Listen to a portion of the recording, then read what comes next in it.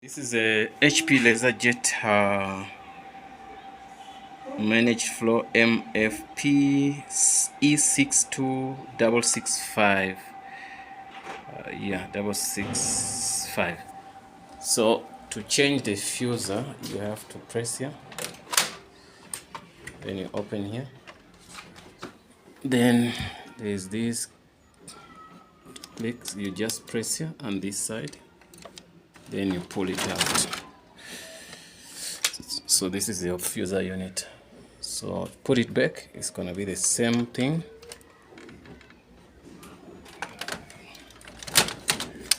Put it back like that, then you click it in.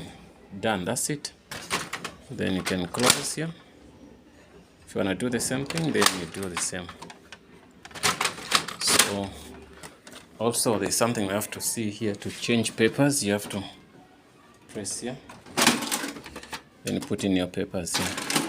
So yeah, that's it. So also something, if you wanna see the staples are here.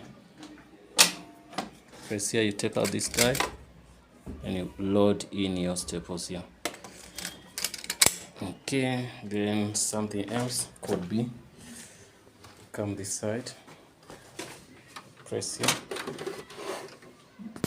See this place.